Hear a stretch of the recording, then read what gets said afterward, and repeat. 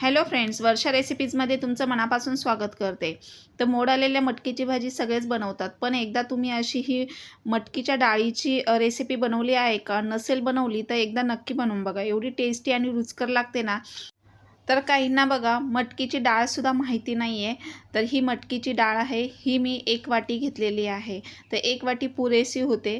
तर मी आता ही कुकरला लावून घेते. स्वच्छ 2 ते 3 पाण्याने धुतली, म्हणजे त्यावर काही पावडर कचरा असेल तो निघून जातो. आणि नंतर चांगलं पाणी त्यामध्ये ॲड करून तर साधारण 1 ते 1.5 ग्लास पाणी त्यामध्ये घातलं आणि कुकरला अगदी 3 शिट्ट्यांमध्ये व्यवस्थित ती शिजली जाते. 3 शिट्ट्या करून घ्यायच्या. तोपर्यंत आपण बाकी प्रिपरेशन करून घेऊया. तर इथे मी वाटण काढलेलं आहे.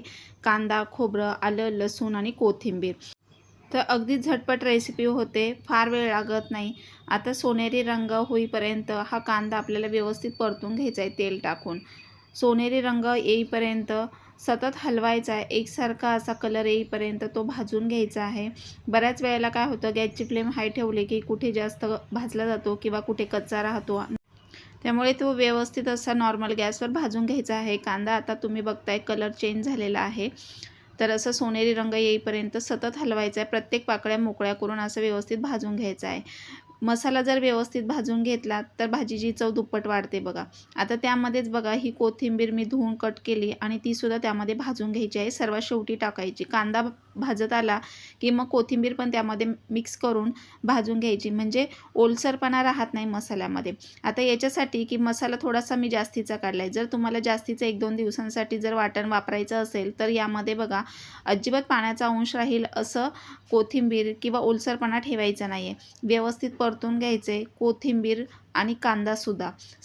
सगळं जे काही वाटण काढलेलं आहे ते व्यवस्थित भाजून घ्यायचे आणि नंतर पुढे मी स्टेप बाय स्टेप तुम्हाला सांगतच आहे.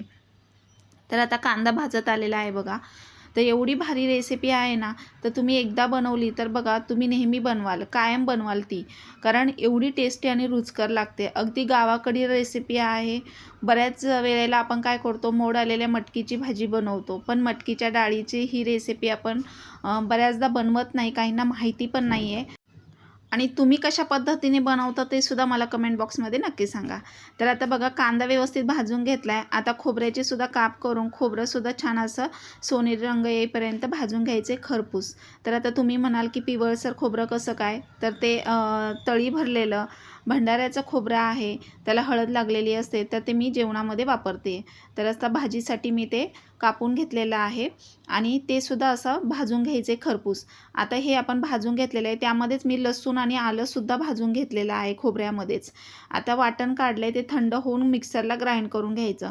आता तोपर्यंत बघा हे कुकरच्या 2 ते 3 शिट्ट्या झालेल्या आहेत. कुकर नॉर्मल थंड झाल्यानंतर डबा बाहेर काढला आहे. तर तुम्ही बघताय की मटकीची डाळ मऊसूत छान शिजलेली आहे. आता ती चमच्याने अशी घोटून घ्यायची आहे बघा. पाणी प्रमाणात टाकल्यामुळे असं नंतर शिट्ट्या झाल्यानंतर बघा असं चमच्याने घोटता आली पाहिजे. काही वेळेला काय होतं, आपण जास्तीचं जर पाणी टाकलं तर बऱ्याच वेळेला अगदी कमी जर शिट्ट्या झाल्या तर डाळ शिजली पण जात नाही. त्यामुळे 3 शिट्ट्यांमध्ये व्यवस्थित ती शिजली जाते आणि बेताने पाणी घालायचं आहे. 1-1.5 ग्लास पुरेसं होतं आहे. तर आता इथे बघा मी चमच्याने पहिले घोटून घेते आहे. तर अगदी स्टेप बाय स्टेप दाखवते, त्यामुळे व्हिडिओ हा कुठेही स्किप न करता पूर्ण बघा. आता एक टोप तापायला ठेवायचा आहे. गॅसची फ्लेम अगदी नॉर्मलच ठेवायची आहे, कमी केली तरी चालेल. बऱ्याच वेळेला काय होतं, हाय फ्लेमवर जर फोडणी दिली तर फोडणी जळली जाते आणि भाजीची चव बिघडू शकते. त्यामुळे टोप पहिला गरम करून घ्यायचा, गॅसची फ्लेम कमी करायची, त्यामध्ये 2 ते 3 चमचे तेल घालायचं. तेल छान कडकडीत गरम करून घ्यायचे. पुन्हा गॅसची फ्लेम कमी करायची आणि नंतर जिरी, मोहरी अर्धा चमचा टाकायचा आहे. कढीपत्त्याची 7 ते 8 फ्रेश पानं टाकायची. त्यानंतर इथे मी सुहाणाचा थोडासा गरम मसाला घेतला आहे. त्यामुळे मी वाटणामध्ये खडा मसाल्याचा वापर केला नाही आहे. आता यामध्ये लाल तिखट टाकायचं 1 ते 1.5 चमचा. गोडा मसाला जो वर्षभरासाठी आपण करतो तो सुद्धा 1 ते 1.5 चमचा टाकायचा आहे. हळद पावडर अर्धा चमचा टाकायची. तुम्हाला अजून काही मसाले त्याच्यात ॲड करायचे असेल तर तेही करू शकता. कांदा लसूण मसाला.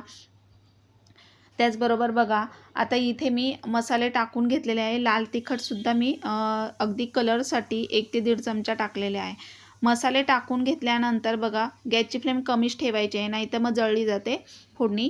आता त्यामध्ये जे वाटण आपण वाटलेलं आहे ते सुद्धा त्यामध्ये परतून घ्यायचं आहे. तर आता त्यातलं मी अर्धच वाटण वापरणार आहे, कारण मी थोडं जास्तीचं वाटण काढलं होतं.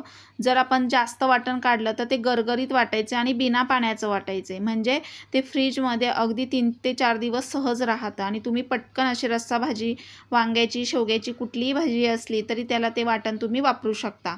तर हे वाटण एकाच प्रकारचं वाटण हे ह्या भाज्यांना चालून जातं. त्यामुळे मी जास्तीचं थोडंसं वाटण काढले, त्यातलं मी अर्धं वाटण इथे वापरणार आहे. तर अर्धं वाटण मी त्यामध्ये मसाल्यांमध्ये मिक्स करून घेतलेलं आहे. गॅसची फ्लेम कमी ठेवली. आता हे जे घोटून घेतलेली डाळ आहे ती आपल्याला त्यामध्ये मिक्स करून घ्यायची आहे. तर बघा व्यवस्थित आता ते मिक्स करून घेते आहे मी. आणि पाणी बेतानेच टाकायचं आहे, जास्त पातळ पण आणि जास्त घट्ट पण बनवायची नाही. घट्ट जरी बनवली तर ती मग खायला अशी भाकरी वगैरे जर असेल तर चुरून खाता येत नाही. त्यामुळे बेताने पाणी टाकायचे. तुमच्या आवडीप्रमाणे, क्वांटिटीप्रमाणे तुम्ही पाण्याचं प्रमाणसुद्धा कमी जास्त करू शकता. तर आता इथे मी थोडंसं पाणी ॲड केलेलं आहे. इथे मी चौघांसाठी बनवत आहे.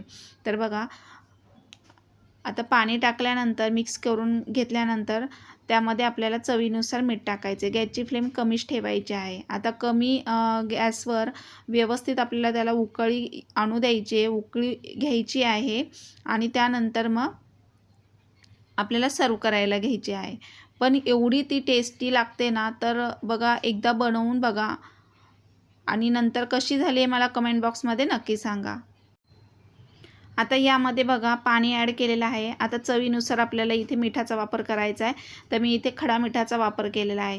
रस्सा भाजीला मोस्टली मला खडा मिठाचा अंदाज येतो, त्यामुळे मी इथे खडा मीठ वापरलेला आहे. छान तरी आलेली आहे. गॅसची फ्लेम कमीच ठेवली. जर गॅसची फ्लेम कमी ठेवली आणि नंतर तुम्ही अशी उकळी घेऊन गॅस ऑफ केला की खूप छान तरी येते. अगदी कमी तेल टाकलं तरी छान तरी येते. तर आता इथे तुम्ही बघताय उकळी आलेली आहे.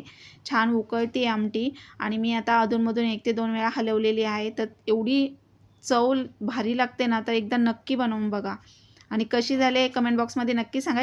आता एवढी छान झणझणीत चटकदार आमटी झाली म्हटल्यावर भाकरी ही पाहिजेच. तर आता इथे मी ज्वारीची छान अशी भाकरी बनवलेली आहे बघा. आणि ज्वारीची भाकरी वजन कमी करण्यासाठी बेस्ट आहे. कशा पद्धतीने बनवायची जर येत नसेल तर काही वेळेला भाकरी तुटते करताना, तर त्याचाही व्हिडिओ मी चॅनलवर अपलोड केलेला आहे. तिथे जाऊन तुम्ही चेकआउट करू शकता. अशी मस्त गरमागरम भाकरी अशी फुगलेली, पापुद्रा आलेली, म्हणजे चुलीवरच्या भाजलेल्यासारखी भाकरी लागते ही. एवढी टेस्टी लागते आणि छान झणझणीत आमटी. नक्की ट्राय करून बघा. कसे झाले कमेंट बॉक्समध्ये नक्की सांगा. व्हिडिओ आवडल्यास जास्तीत जास्त शेअर करा आणि लाईक करा. भेटूया नेक्स्ट व्हिडिओमध्ये. तोपर्यंत मस्त खा, मस्त राहा. बाय आणि थँक्यू. आणि हो, हा व्हिडिओ तुम्ही कुठल्या गावातून किंवा कुठल्या शहरातून बघताय ते कमेंट बॉक्समध्ये नक्की सांगा.